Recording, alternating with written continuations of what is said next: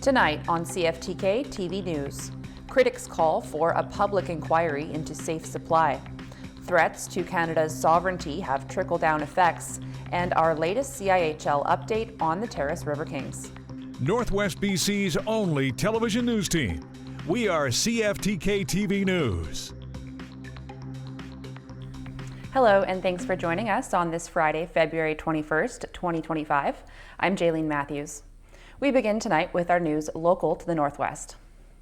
The Prince Rupert Port Authority's Community Investment Fund and Shames My Mountain Co-op have once again partnered up, this time with the intent of adapting critical infrastructure and making sure that Shames Mountain recreational site has a safe and consistent season via the new Climate Resiliency Project.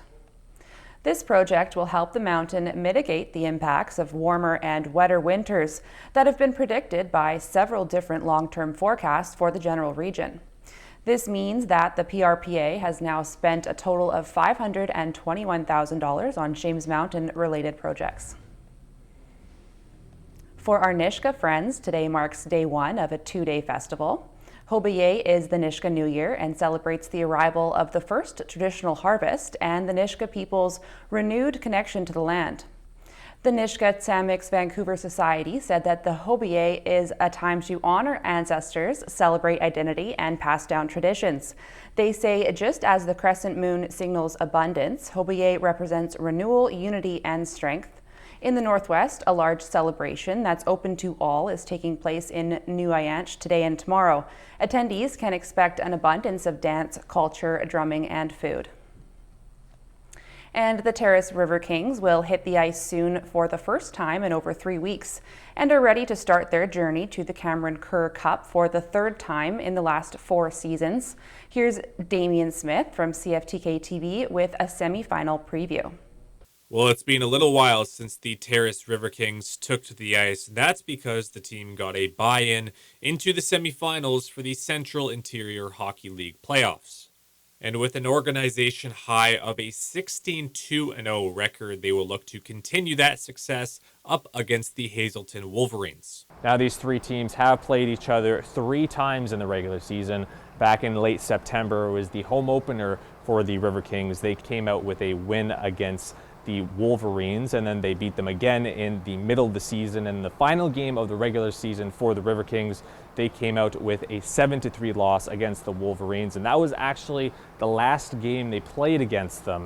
And the team will be missing 2 players from the roster for the playoff run, including leading scorer Ryan Roseboom and Marcus Mitchell, who had 10 points in 7 games.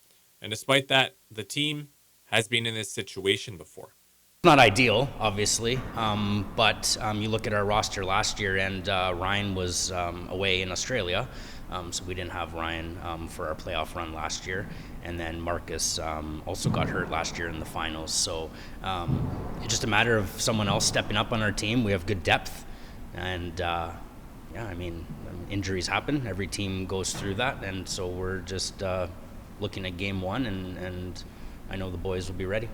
Now the Terrace Sportsplex Arena can hold up to a capacity of 1,200 people in total if each person is sitting on the bench beside each other with no space in between. And Francoeur believes that there will be a big turnout on Saturday coming up next weekend here in Terrace. Fans will have to wait 1 more game, however, to see the team in attendance in Terrace, as the first game will be hosted in Hazelton on Saturday with a 7:30 p.m. puck drop. Every year they seem to go to 3 games. Both teams are hungry to, obviously advance and play the winner of the Eastern Conference. But we expect a tough, good hockey game for all 3 games, or potentially 3 games. And for the River Kings, they're going to be out with 2 of their best players, 2 of their top scorers as well, who will be out for the entire playoffs. And they were both injured in the latter half of the regular season, so it should be a tough test for the squad overall, but the team and the organization feels as though they have a great shot to win the title once again. From CFTK-TV, I'm Damien Smith. The Kitimat RCMP say someone got T-boned last week. Luckily, no one was injured. In their weekly report, RCMP say the collision happened when one vehicle was leaving a business, and as they pulled out, hadn't seen another vehicle passing by, causing the crash. No injuries were reported and both vehicles drove away from the scene. And staying in Kitimat, a reminder that this Saturday is the showdown in Snowtown. That's what they're calling the Guns N' Hoses match this year. Local firefighters will face off against police in what is sure to be a tense game, as the teams are 1-1 since the pandemic. Entry is by donation, and funds go to the Firefighters A Ladder of Hope Charitable Foundation. The puck drops tomorrow, Saturday, February 22nd at 7 p.m. at the Tamatik Arena. Doors open at 6. Coming up next, the demand for accountability over safe supply. The BC NDP government has introduced legislation that would expand 3 provincial parks while renaming 2 others to recognize links to Indigenous communities. The proposed legislation includes provisions for Enderby Cliffs Park near Salmon Arm to be renamed to Blackeen Enderby Cliffs Park, while McKenna Marine Park near Tofino would become Nismawkin Park. Environment Minister Tamara Davidson says the name changes are meant to recognize significant cultural values while also supporting ongoing reconciliation with First Nations. The legislation, if passed, would also add 143 hectares combined to Naikun Park in Haida Gwaii, Wells Gray Park near Clearwater, and Sinamoose and Narrows near Sicamous. As the opioid epidemic has already broken so many hearts and continues to ravage families without mercy, some are calling for a public inquiry into BC's Safer Supply program. CTV's Rob Buffum explains. Empty words by this Premier will not bring back my loved ones. Question period Thursday began on a personal, somber note from the opposition House Leader. My family has already paid an unsurmountable price. Aliyah Warbus has lost 4 relatives to the toxic drug crisis, including her cousin, 13-year-old Chayton Point, described as a loving son who died last fall after ingesting drugs he found in this wallet at a bus stop. She wants to put a face to the staggering numbers of lives lost. The wound is so fresh, and so many families are struggling in this way. Warbus was joined by 2 other BC Conservatives calling for a public inquiry into the NDP's Safer Supply program and the significant diversion of prescribed alternatives recently acknowledged by the government in a leaked health ministry document. To make sure it should never, ever happen again in this province. Will the Premier implement a public inquiry so we can get to the bottom of the scandal? The government announced Wednesday it was changing the Safer Supply program, requiring ingestion of prescribed alternatives be witnessed by a health professional. Thursday, it didn't address calls for an inquiry, taking aim instead at 60-plus pharmacies alleged to have aided diversion. Pharmacies that have been abusing the payment system to their benefit, of allegations of that, and that these investigations are underway. The morning filled with emotion and fiery moments. Members will come to order now, please. At times required the House Speaker to intervene. Don't ever use that word again in the House. As the first week of the legislative session ended as it left off last session, with fiery exchanges, many about the toxic drug crisis. Robert Buffum, CTV News, Victoria. A new study has found that doing the time might genuinely be effective in some cases. Here's CTV's Kevin Chirac. Youth sentenced to hard time were less likely to reoffend and end up behind bars. That's the conclusion of a long-term SFU study involving data from BC Corrections and interviews with around 1,700 youth offenders into their 30s. We examined whether increases in the amount of time spent incarcerated from 1 year to the next were associated with decreases in the number of convictions from 1 year to the next. And that's exactly what we found. We found that, to put it simply, incarceration reduced reoffending for this particular sample of kids involved in serious and violent offenses. He says research is ongoing whether prison acted more as a deterrent or as rehabilitation. The findings come as bail reform and harsher sentences take center stage with a push to crack down on repeat offenders. When will this government finally accept that their hug-a-thug, catch-and-release system is putting our people at risk? There's too many times this has happened in our society. You know, we pushed Ottawa to change their bail rules to keep repeat violent offenders behind bars. We're still seeing issues in British Columbia. It drives me crazy. But the author of the study warns that mass incarceration isn't the answer. And that's what the United States did. They casted a wider net. More people were incarcerated for less serious offenses. And then the research effectively overwhelmingly showed that incarceration was not reducing reoffending. He says the U.S. tends to focus on punishment, while Canada emphasizes rehabilitation, adding that most of the individuals in his study came from disadvantaged backgrounds and committed serious and violent crimes. There are certainly instances where long sentences are necessary and when incarceration is necessary. But can we do a good job of figuring out who are the people who should not be incarcerated, who are the people who should be incarcerated? Urging nuance, particularly when young people are involved. Kevin Chirac, CTV News. The Arctic is at stake. That's what Donald Trump's former chief strategist believes, and is the reasoning behind the 51st state comments. Here's CTV's Judy Trin with more details. At America's biggest conservative convention, White House advisors wield props and power. On the sidelines, it's mega influencers who hold court. Among them, Steve Bannon, Donald Trump's former chief strategist, who says Canadians should be flattered that the U.S. president wants to annex Canada. The Canadians should take that as the greatest compliment you've ever had. Bannon says Trump sees the Arctic as the site of the next great power struggle. He says Russia and China may want to take control of the Arctic's valuable resources by force, and that Canada doesn't have the military might to defend the North. If you think you can actually secure the Arctic to the degree you need to secure it against the Chinese Communist Party and the Russians, and still have the rest of your defense budget and still make your commitments to NATO, you have not run the math. Canada plans to spend nearly $40 billion to improve Arctic surveillance. For nearly 70 years, Canada and the U.S. have worked together to protect North American aerospace.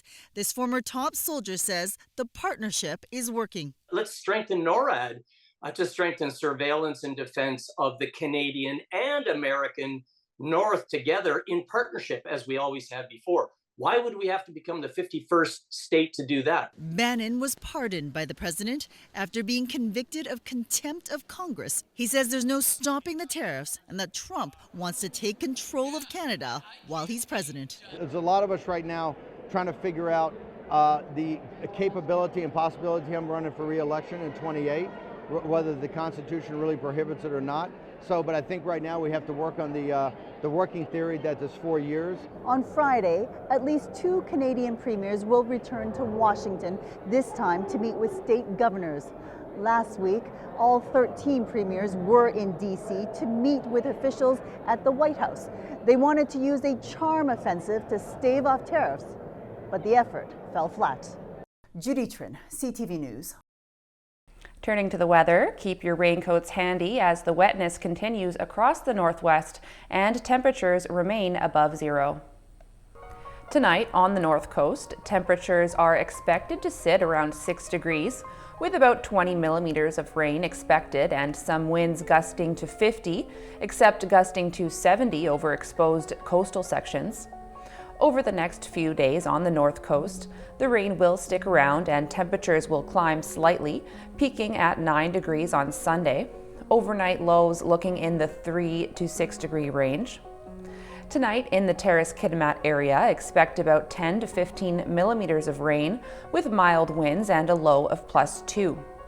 Over the next few days in the Terrace-Kitimat area, expect showers and rain here as well. Temperatures in the 5 to 8 degree range and overnight in the 1 to 2 degree range. In the Bulkley Valley and Lakes District, expect rain this evening, ending early on, then partly cloudy with a 30% chance of flurries. Risk of freezing rain late this evening and overnight, a low of -2. Over the next few days, expect a bit of rain over the weekend with a high of 7 degrees on Sunday, with some showers before changing to sun and clouds on Monday. Overnight lows in the 1 to -2 range. And checking your highways in the northwest now. On Highway 16, watch out for slush with slippery sections and fog patches. On Highway 37, there's fog patches and compact snow in sections. There's bridge maintenance between Highway 37 and 37A Junction.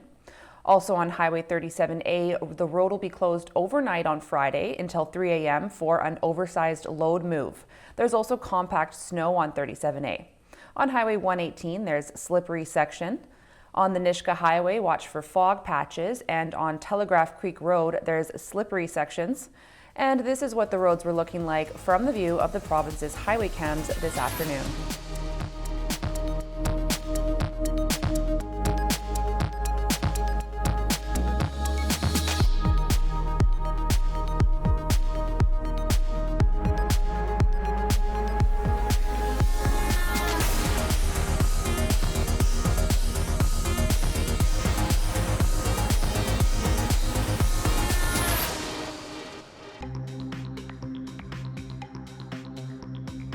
Still to come, some unexpected love from our neighbors down south.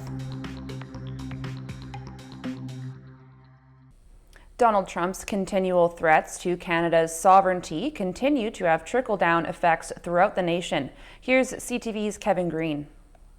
Canada's been very bad to us on trade. Every time Donald Trump spouts something threatening to Canada, but now Canada's going to have to start paying up. Political tensions rise, but so does the anxiety of everyday Canadians. There's uncertainty, kind of a feeling of, you kind of wonder why these things are being imposed. It's sort of confused. Yeah, I get really anxious, you know. Since Trump's inauguration, counselors say they've been hearing it a lot from their clients. A lot of conversations with our clients, especially in the beginning stages of the conversation, begin talking about politics, what's going on in the world. It's very anxiety provoking. Counselor Ken Fearheller says clients are struggling to see what they can do. And so there's this, it's going to feel very compelling around, I need to do something. I should take some sort of action. The Canadian Forces is recruiting, and enlistment this year is up over 1,000 from the same period in 2024.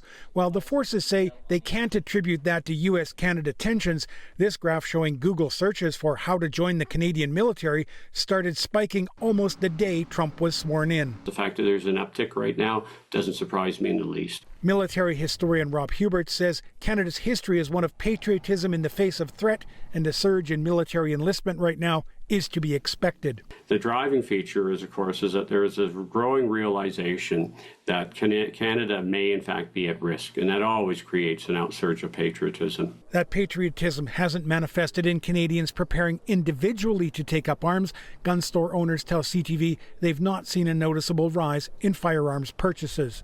Kevin Green, CTV News, Calgary. Those threats from Trump have sure stirred up the patriotism in Canada, but it's worth noting that one person's opinion doesn't necessarily reflect that of an entire nation. Here's CTV's Andrew Johnson with a sweet American welcome. It's a crowd that appears proudly Canadian. They're covered in red and white. They're waving the maple leaf. But this is Washington State, and these are Americans who want their northern neighbors to know this. Real Americans. Love you guys. Close to 200 of them lined the ferry terminal in Port Angeles, Washington today, waiting for the first ferry of the year from Victoria, BC. We're for Canada, and we're not for all the animosity that our administration's trying to put between the two countries. And you guys are our closest friends and allies, and we couldn't do it without you. Canada's our neighbor, and you don't treat neighbors that way. And all of us are really upset about that. They are referring to the treatment from Trump. The president's tariff threat has led to calls for Canadians to boycott American products and travel.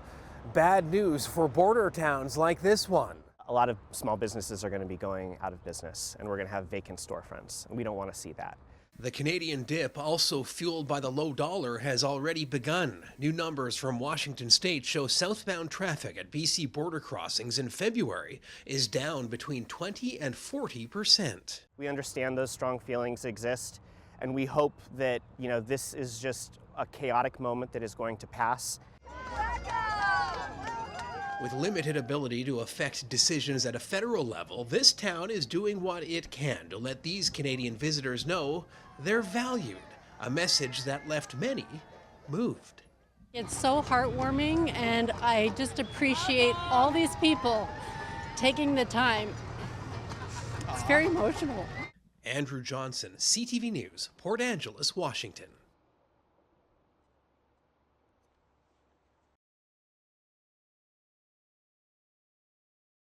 Turning to the stock markets now. The Canadian dollar dropped 9/100ths of a cent. The price of gold dropped $2.90. Oil dropped $2.08. Natural gas was up 4 cents. Aluminum rose by $10.